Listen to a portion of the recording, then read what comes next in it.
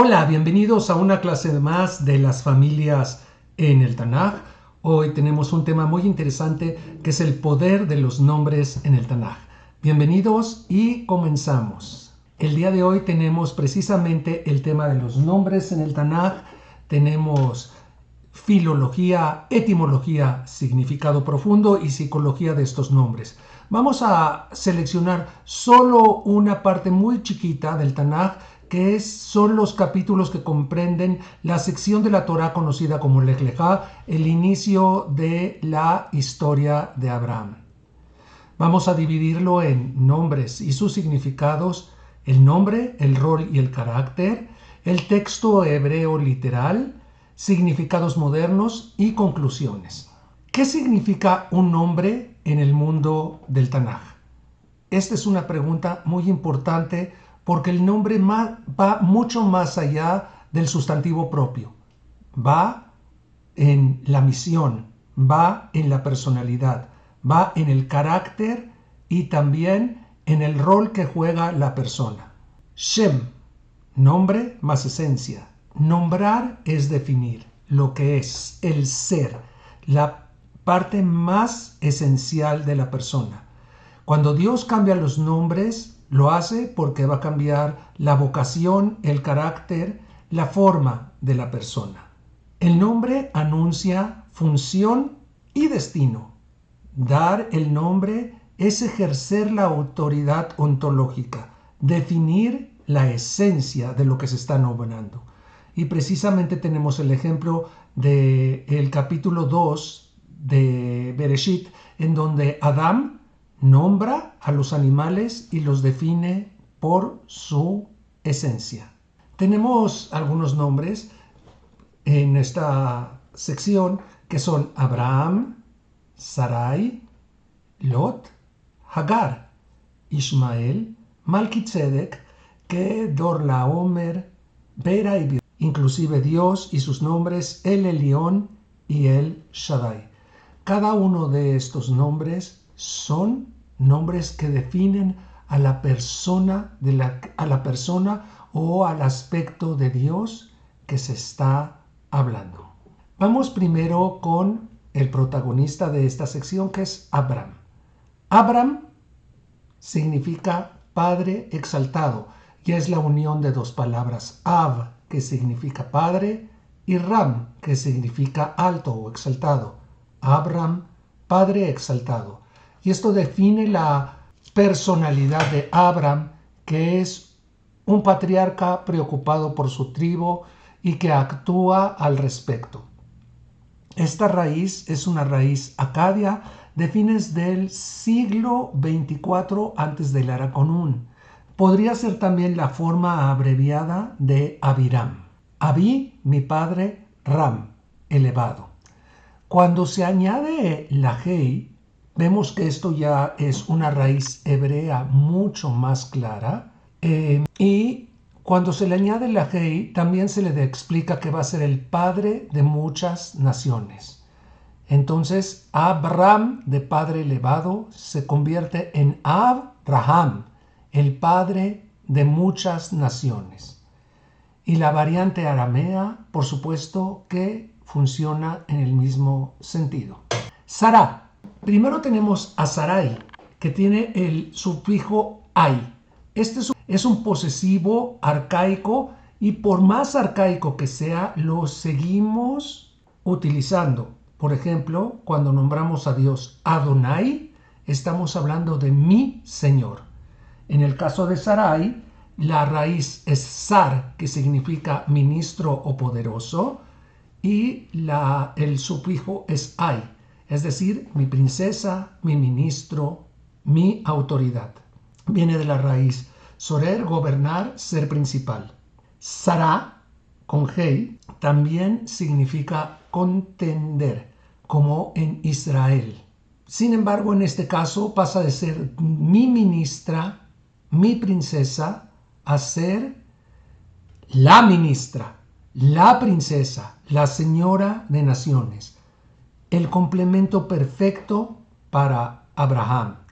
Además de que hay un secreto en la numerología, ya que a Abraham se le agregan 5 cuando aparece la Hei en su nombre, y a Sarai se le restan 5 porque la Yud vale 10 y la Hei vale solo 5. De tal forma que la numerología sumada de Abraham y Sarai es la misma numerología sumada de Abraham y Sarah. Tenemos otros personajes que son personajes secundarios, pero no por eso dejan de ser relevantes para esta lectura. Por ejemplo, Lot, el sobrino de Abraham. Lot también significa Lut, literalmente el velado, el cubierto, posible oculto o secreto. En árabe también tenemos un sentido afín en la palabra Lut. Y el nombre anuncia que este personaje, Lot, va a tener un rol, sí, pero periférico. Y es un pariente que vive a la sombra del Padre elevado, de Abraham. Tenemos también a Hagar. Hagar probablemente no era el nombre de esta mujer. Sin embargo, su nombre es también, se puede leer como Hager, la extranjera, la inmigrante, y también como la fugitiva, como la forastera también. Y su nombre refleja su condición existencial. Es una egipcia que fue regalada a la familia de Abraham, que quedó al servicio de Sara, y su rol es un rol de marginada.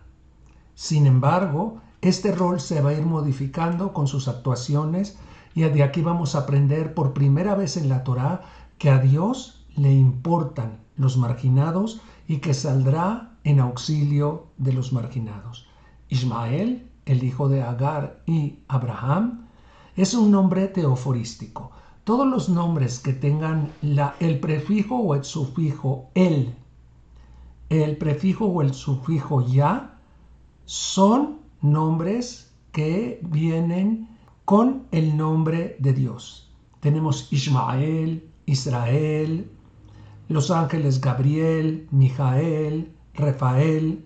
Todos estos son nombres teoforísticos performativos porque este es como Dios les hace que actúen en el mundo. Y los nombres, otros nombres teoforísticos son, por ejemplo, Eliyahu, Jehoniyahu, que tienen el sufijo ya, que es el sufijo del tetragramatón de Yud-Hei Vav-Kei. Acá vemos claramente que el tetragramatón, que este aspecto de Dios oyó la aflicción de Sará, y le dijo, vas a ponerle el nombre a tu hijo Ismael. Es decir, yo actúo escuchando.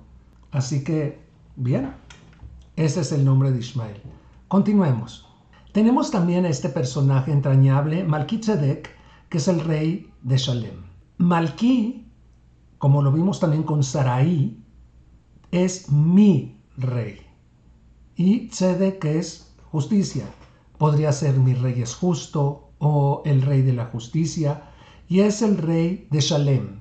La palabra Shalem también es un nombre porque es el nombre de la ciudad que él gobierna, que tiene como significado un lugar de plenitud o un lugar de paz. También encontramos que Tzedek puede ser un dios cananeo. Así que Malquisedec, que se nombra sacerdote del Dios Altísimo, tal vez Tzedek es ese Dios. Tenemos también que él es el sacerdote del Dios Altísimo. Palabras que conocemos porque las rezamos a diario. El Elión, Dios Altísimo, Dios elevado. Y hay que recordar que él, a secas, es el padre de los dioses del panteón cananeo, el dios más importante o más elevado de este panteón. Más adelante también vamos a ver en el caso de Hagar que llama a Dios El Roí, Dios que me ve, y es el nombre que le da Hagar a Dios. Y también lo vamos a ver como El Shaddai, el Dios todopoderoso. Shaddai tiene varias acepciones, puede ser Sadeh, campo, Sadú, montaña, que viene del acadio, o Shed, que significa espíritu. Y todas estas combinaciones pueden encontrarse en el nombre El Shaddai. Hay que entender que el nombre le da el rol y el carácter al personaje. El nombre es el espejo del personaje que está actuando en este momento. Por ejemplo, Abraham, el padre exaltado, el padre de muchas naciones, el padre del pueblo elegido. Su carácter es una fe activa ante lo imposible, padre de multitud de naciones, intermediario entre Dios y Lot. Como un padre exaltado se preocupa por los suyos. Su atributo es el del valor, la valentía, que se manifiesta por lo menos en esta sección en dos ocasiones. La primera, cuando parte de su parentela para ir a un lugar que no tiene claro, lo cual imaginen ustedes al día de hoy qué tan difícil sería para ustedes mismos, y también que haya salido con un puñado de hombres a enfrentar a 5 poderosos reyes con tal de liberar a su sobrino que había sido tomado cautivo. El nombre cambia en Abraham cuando es el momento del pacto, del Brit Milá. Y vamos a ver más adelante, al principio del capítulo 18, que no es solo ya un padre elevado y que se preocupa por los suyos, sino que se preocupa por la humanidad entera, y su tienda está abierta por los 4 costados para recibir a aquella persona que lo necesite. El cambio de nombre precede a la promesa. Ya vimos que es el protector y que rescata a Lot, pero también en su carácter vemos una tensión en donde Abraham miente abiertamente, diciendo que Sarai, la primera vez, que Sará es su hermana en vez de su esposa, con tal de preservar la vida. Así que otro aspecto de Abraham en el texto es que intercede ante Dios para que no destruya a Sodoma y Gomorra. Sin embargo, calla cuando Dios le dice que ofrezca a su hijo Isaac en sacrificio. Vamos a ver que Hagar e Ismael, que es la otra línea del pacto, porque el pacto es para con todos los descendientes de Abraham.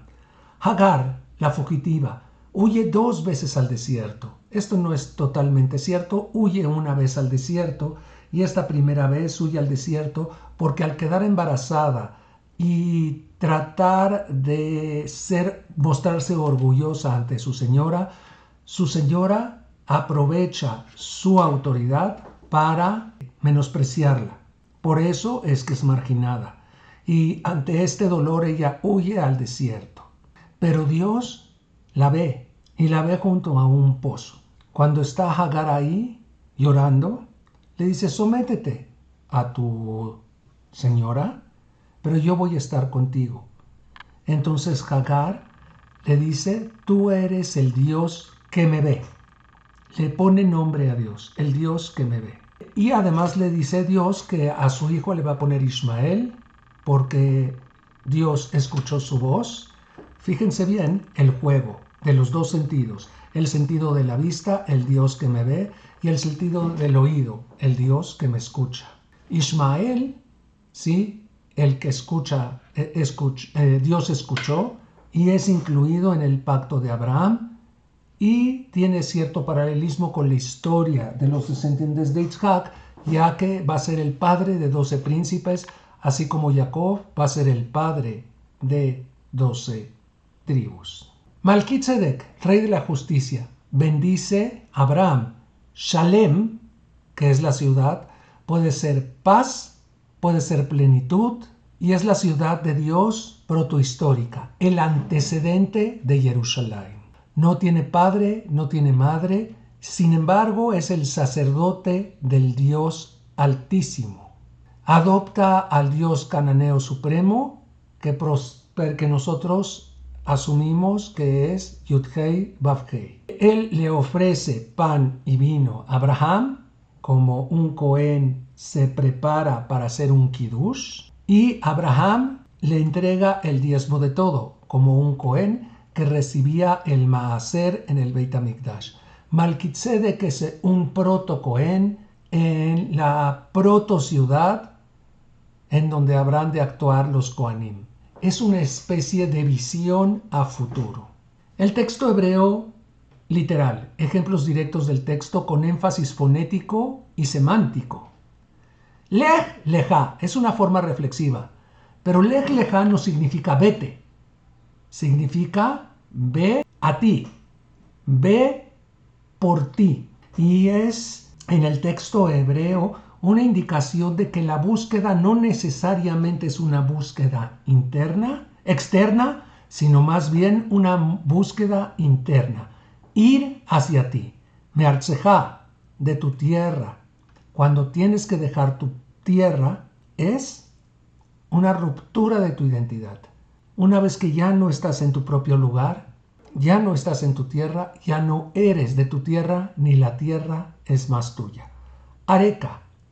Areka tiene también la raíz de mirar la tierra que yo te mostraré. Pero Dios le dice, yo te voy a mostrar la tierra, pero no te voy a enseñar, pero no le dice jamás cuál es, hasta que llega a ese mismo lugar. ¿Sí? ¿Cuáles son los nombres que Dios pronuncia? Por ejemplo, Bekarat Shmo Ishmael, ki llamado Nayeloniech. Y lo llamarás Ismael porque escuchó Dios tu aflicción. Sí, Dios ha escuchado. Y la idea es súper clara y súper obvia. Dios escucha a las personas marginadas, como Hagar. Y luego Abraham, que pasa a ser Abraham, te vas a llamar Abraham, ki ava mongoim netatija, pues padre de multitud de naciones te he puesto. La etimología popular es parte del pacto. Sarai ishteja lo tikra echma Sarai, ki sarashma. Interesante también cómo está planteado el versículo. Sarai, tu mujer, no la llames más Sarai porque su nombre es Sará. Su nombre es Sará, está en presente, no en futuro. No su nombre será Sará a partir de ahora, sino su nombre es Sará. Sará es la princesa universal de naciones. Ya sabemos que hay una diferencia gramática de ay, que es posesivo, por ha, que es inclusivo. Y luego tenemos que Sara ríe, y esto lo vamos a ver en la próxima clase o en las próximas clases, para explicar que la relación entre Abraham y Sara era un poco extraña y primero ríe Abraham y luego ríe Sara con respecto de lo mismo, Itzhak. Él reirá. Y significados interpretativos y psicológicos modernos. El nombre como construcción de identidad. Las lecturas contemporáneas. Viktor Frankl dice que el sentido precede a la acción. Y en el texto bíblico, el nombre es parte del sentido. Abraham recibe un nuevo nombre y también cambia su sentido de vida. Su conducta también habrá de cambiar. Y el nombre de Abraham, es la promesa convertida en nombre. Erik Erikson dice que la identidad que tiene el nombre debe de ser fortalecida a lo largo de la vida y no contrariada. De tal manera habría una confusión del rol. En Abraham número 12 tenemos una crisis. Abraham, que es el padre exaltado, no tiene hijos. Entonces hay un momento crítico y esa crisis lo lleva a abandonar su casa, su parentela, su familia, y su identidad radical solo la va a encontrar cuando va a sí mismo. El cambio de nombre resuelve esta crisis. La nueva identidad es la identidad del pacto y su nombre es un ancla del self, del yo. Martin Buber dice que el nombre crea relación, la relación entre yo y tú. Abraham es para mí, es para Dios. Dios llama a Abraham, Abraham, pero el mismo Abraham es quien se constituye en Abraham. Por otra parte tenemos la historia de Hagar. Hagar nombra a Dios como el Dios que me ve. Y esto también constituye una relación distinta. Y acá es un caso único, en donde la creación o la criatura le da el nombre a Dios. El nombre es un elemento de reconocimiento mutuo en la relación yo-tú. La psicología del marginado. Hagar, la extranjera. Su nombre significa invisibilidad, ser sierva, ser extraña, no tiene nombre propio. Sin embargo, Dios ve y reconoce. El reconocimiento divino también le otorga dignidad. Hagar huye, pero regresa.